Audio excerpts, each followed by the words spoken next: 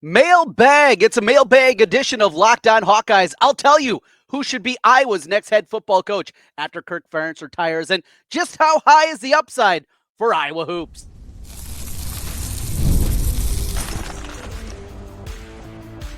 You are Locked On Hawkeyes, your daily podcast on the Iowa Hawkeyes. Part of the Locked On Podcast Network, your team every day. Hey, welcome in. I'm Trent Condon, and this is the Locked On Hawkeyes podcast. I've been covering the Iowa Hawkeyes for over 20 years on the radio here in the great state of Iowa, including currently you can hear me on the Iowa Sports Radio Network, border to border. We have stations in Iowa City, Cedar Rapids, the Quad City, Sioux City, and our flagship 106.3 KXNO in Des Moines. You can hear me each weekday from noon until 2. Talking the world of sports, including a lot of Hawkeyes. Today's episode of Locked On Hawkeyes is brought to you by FanDuel. Right now, new customers can get $200 in bonus bets when your first $5 bet wins. We got Iowa baseball to get into. Pool play has finished up. Iowa falls at Indiana, but as we talked about, they've already punched their ticket in to the semifinal round of the Big Ten tournament, where big, bad UCLA awaits Iowa. Going to have an opportunity to pull off a big upset. We'll talk about that a little bit later on. And still the path that is in front of the Iowa baseball team of getting back to the NCAA tournament. It's mailbag. We're going to talk some basketball, both men's and women's basketball, including the upside of this year's men's team, one of the questions that came in. But we begin today's conversation on this mailbag edition of Locked On Hawkeyes with a look at the football program. And that's how we're going to sort things out here. We're going to go through and we're going to take a look at your questions that you've sent in. You can hit me up on Twitter at Trent Condon, at Locked On Iowa. If you're on that side of things, we have a Facebook page. Don't do a great job of updating that. We'll continue to work a little bit harder on that front. You can find me over there. And, of course, you can hit us on the comment part of our YouTube page here if you're watching there. Hey, if you are watching on YouTube, hit subscribe. Just takes a moment and helps us get in front of more Hawkeye fans. If you're on the audio side, 5-star reviews. It really does help us and help those algorithms pointing our way. Let's get into it and start with the big question that is out there. The big question that I've received in so many different ways. And the reason that my wheels got turning a little bit and my mind started to go back to this was a question that I received a couple weeks ago on the comment section on YouTube, where the question was posed about Tim Lester. And if there was a realistic path for Tim Lester to become Iowa's next head coach. And at first, I dismissed it, but then I thought a little bit more. You start with the guy that's done it, and that's Tim Lester. He certainly has the background of what he was able to do at Western Michigan, both as a player and as a coach, the successes that he had there. But I think it's what's happening right now. And if there's a real opportunity for him to continue to build this offense up in a way where we are talking about that, where suddenly the conversation about Iowa being a destination, conversation that he had on the iClub circuit earlier in the week that was in the Des Moines Register, talking about the Shanahan offense and being the only collegiate program that's doing it. And his hope is building it into, this is where quarterbacks want to come. This is where quarterbacks want to go to learn an offense that a ton of teams in the NFL are running, are learning the verbiage that goes along with it, where you can step in there. And Tim Lester mentioned that. He talked about Baker Mayfield, getting traded and being able to play on a Tuesday and being able to play on a Sunday. And that's what you hope. But with Tim Lester, yeah, late, it fell apart, right? Fell apart for him, but that happens all the time at Western Michigan. Had plenty of successes there, taking over from P.J. Fleck, and went to a bowl game 3 out of his 6 years. Never hit high water marks, but that's okay. I love the way that he explains the game. I love the way that he comes off. And if it is suddenly, if he's the guy that can fix Iowa's offense, and last year, you just look at the score total, the numbers that they put up on the ground and scoring, it was an immense improvement.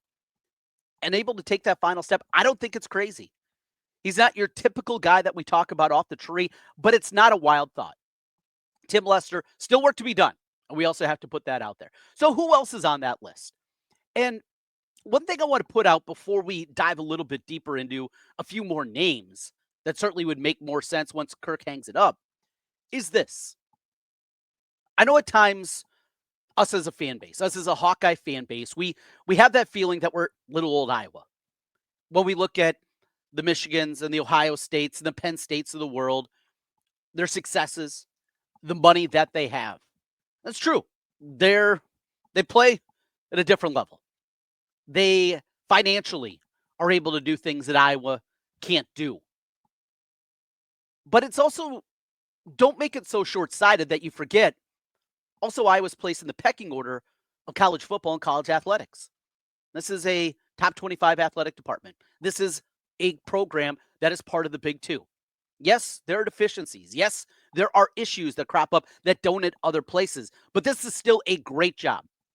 And another big component in coaching circles is what Iowa's maintained over the last now 47 years of having two coaches.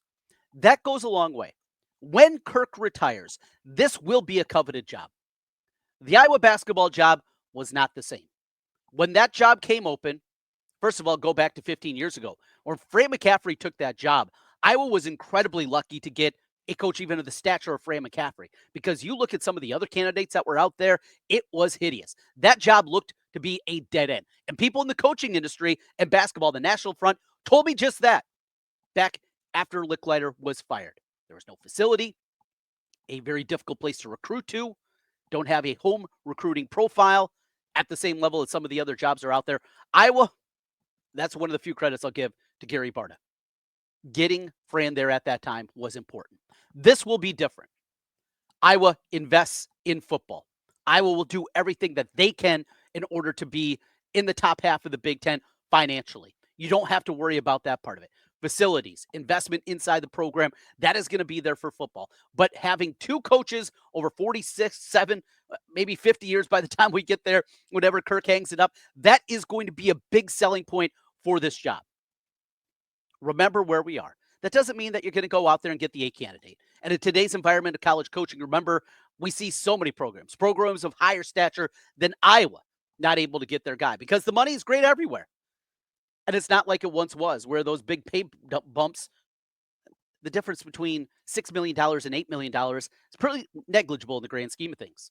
But back when we were talking about 40 years ago, going from making $80,000 a year to making $150,000, that was a huge change. That was a huge difference that we saw. And that's why you saw a lot of guys jumping. Just remember that when it comes in. So who else? What other names, should be on the list? Now, when I start this list, I always talk about Chris Kleiman. Chris Kleiman at Kansas State.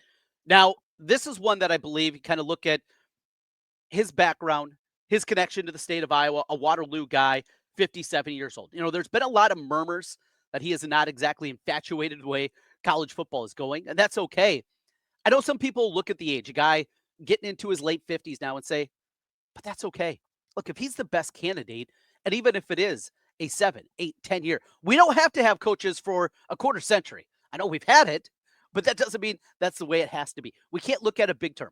If he is the best candidate, I think Chris Kleiman absolutely needs to be out there. Another part of it, people love the connections to Iowa that have coached there, that have played there. If that has to be a prerequisite, I will say that doesn't have to be there. But back to the original point, Tim Lester, I think that's a guy that definitely has to be a part of the conversation. You would have told me not too long ago about that, I would have called you absolutely crazy. One more football here before we get into some basketball mailbag edition of Locked On Hawkeyes. This comes from Paul. He says, Iowa represents itself as a developmental program. Yet last year, we only had 20 high school recruits. This year, we had just 16. Other schools typically have 20 or more. Notre Dame planning on 25. Even in this transfer era, can Iowa have success with so few high school recruits? Good question there, Paul. And one thing I think we first have to remember about this is we're going through this new roster crunch. And the cut down to 105, well, maybe that's going to be opening back up. But Iowa was operating with the intention that their roster coming up here in August of 2025 had to be 105 athletes, period. That they had to cut down to that number. And because of that, there was the roster crunch that happened a year ago and only 16 guys signing here in the class of 2025. I think that is a part of it. They're still going to recruit at the high school level. There are some programs that will not recruit at the level that Iowa does anymore. They're going to be looking at the portal. And one thing we've learned with Kirk Ferentz is he's not the portal king. He's not Lane Kiffin, but he also understands that you need to augment, you need to supplement your program and your roster with guys in the transfer portal. I think you're going to continue to see this and what we've seen the last couple of years. I don't see what we're seeing currently these last couple of recruiting cycles as some kind of big change. Just the numbers are going to look different. The numbers are going to look different going forward, A, because of the transfer portal and being able to go out every year and get 6, 8, 10 guys that are going to help out your roster. But secondly, this cut down to the roster. So I don't think it's anything philosophically that is changing. I think more than anything, that roster change is what has to do with that. We got more of your questions here. Locked On Hawkeyes, the upside of the Iowa basketball program. How good can Ben McCollum's first team be? Wide range of opinions on that. I'll give you mine when we come back. This is Locked On Hawkeyes. Well, the NBA playoffs are in full swing every night, delivering highlight-worthy performances, major momentum shifts, and can't-miss moments. Whether it's a game-winning shot or a breakout player, there's never been a better time to get in on the action. FanDuel makes it easy to stay in the game before tip-off and live. With player props, performance trends, and same-game parlays, fans have more ways than ever to play smart and win big. I told you the other day, I absolutely love Anthony Edwards to bounce back in a big way for the Timberwolves, the team that I root for, and he did. The problem, oh boy, the Thunder are just really, really good. Hey, maybe you're looking at some of those defensive props that are out there. Steals, block shots. Take a look at the Thunder and what they can do. Friday night, we'll get game 2 after that big collapse out of the Knicks. Maybe you're looking to go the other way. Knicks, keep that big lead and finish it off. You can do that. You can build yourself a same-game parlay. Not only that, you can do it in-game. That's right. Live prop bets mid-game based on what you're seeing in the game. $200 in bonus bets there for you if your first $5 bet hits. If you're new to FanDuel, it's the perfect time to sign up. Just go over, it's FanDuel.com, and place your first $5 bet. If it wins, you'll get $200 in bonus bets. Make every moment more with FanDuel, official sports betting partner of the NBA.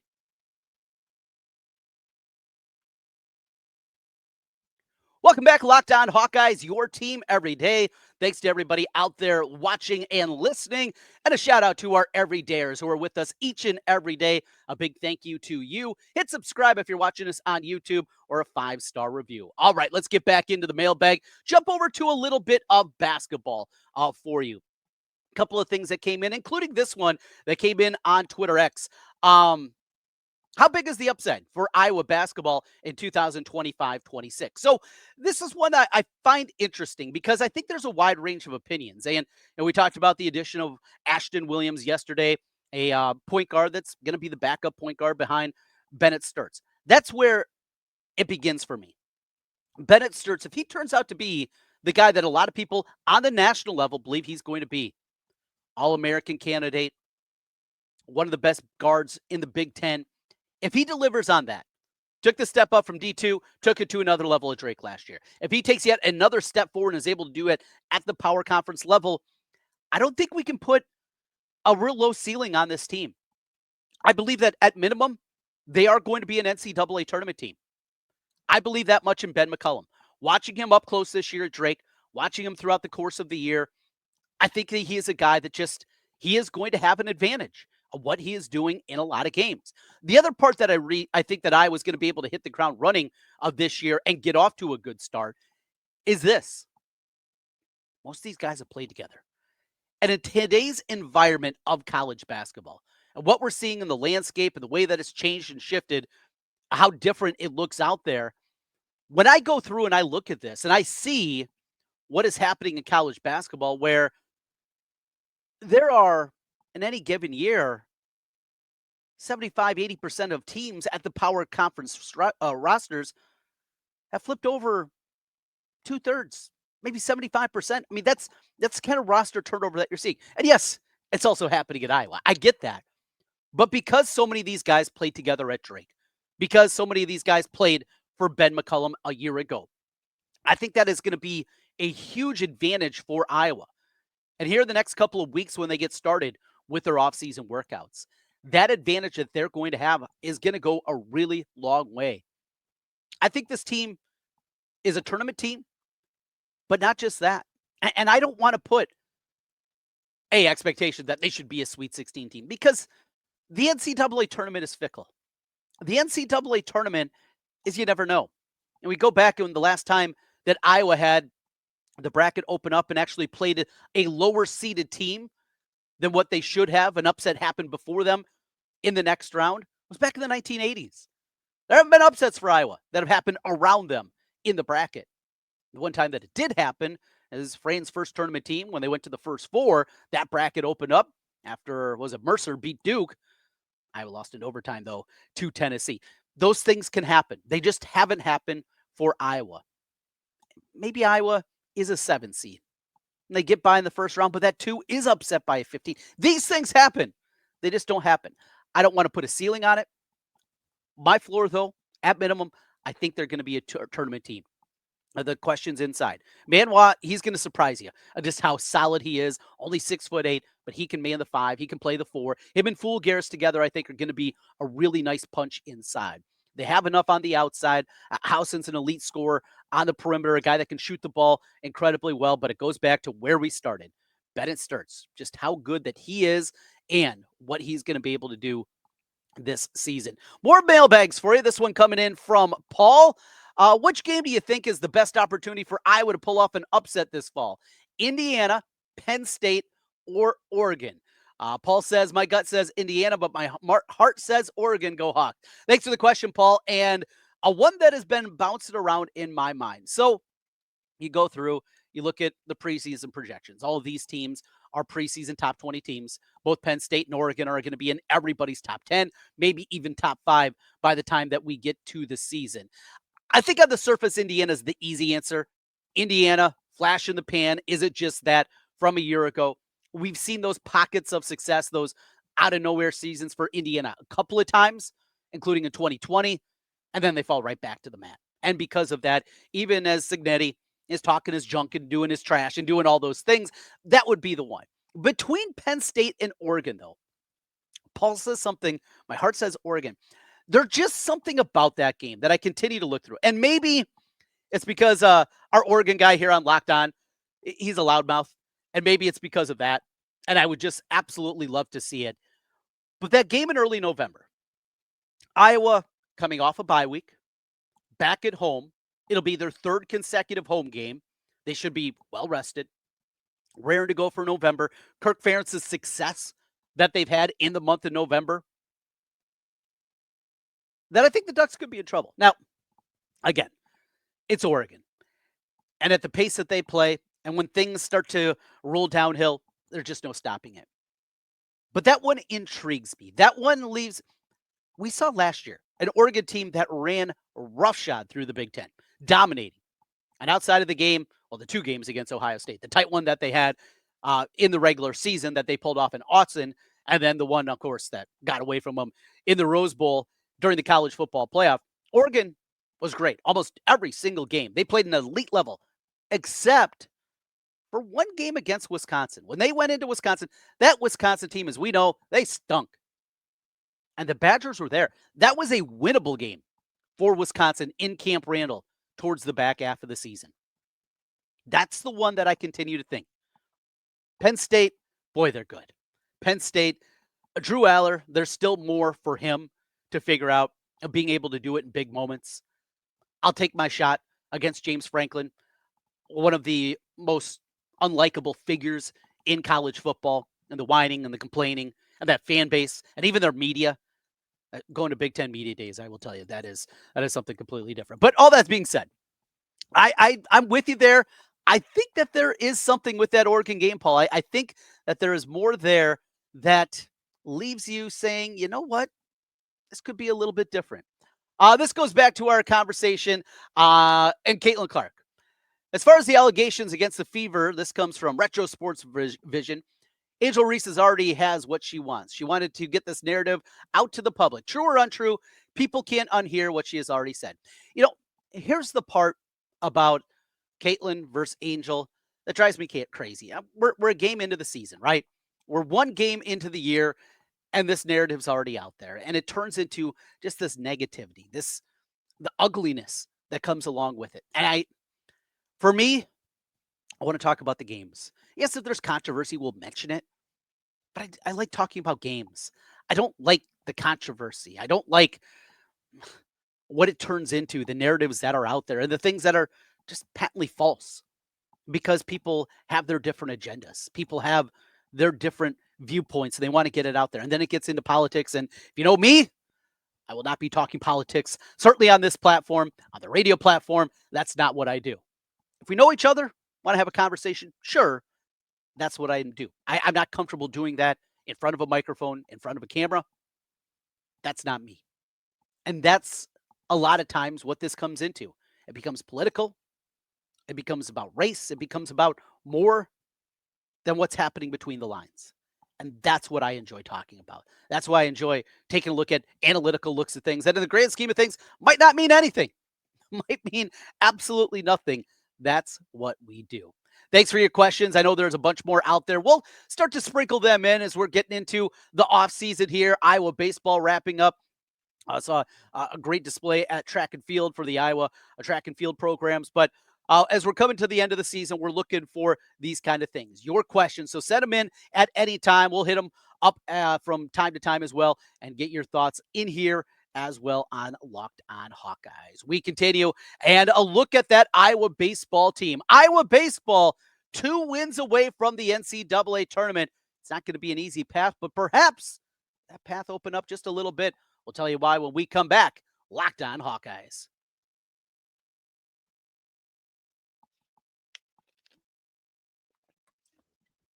Back with you one final time on the Locked On Hawkeyes podcast. I'm Trent Condon. Thanks for being with us as always and making Locked On Hawkeyes your first listen of the day. For more on the Hawkeyes, make sure you subscribe to Locked On Hawkeyes wherever you get your podcast or here on YouTube. Just click that button. Just takes a minute.